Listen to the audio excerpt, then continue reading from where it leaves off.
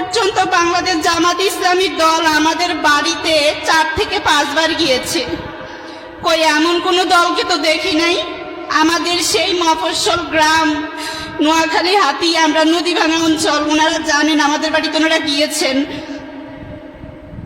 কই অন্য কোনো দলকে তো দেখি নাই।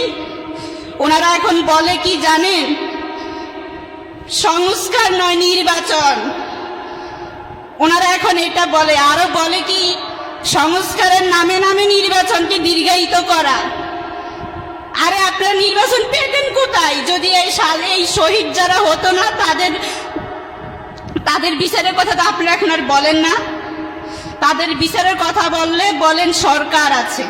কই সরকারও তো এখন কোনো সিদ্ধান্ত নিতে পারছে না।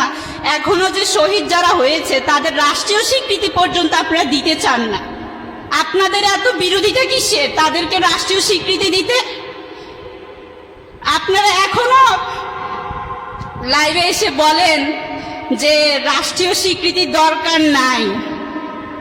আপনারা তো দিব্যি বাইরের রাষ্ট্র থেকে 5 তারিখের পর থেকে দেশে ফিরছেন সবাই নির্দ্বিধায়। আপনাদের কোনো ভয় নাই। এই ভয়ের রেশ কেটে দিয়েছিল কে? কিন্তু সেটা আপনারা ভুলে গেছেন।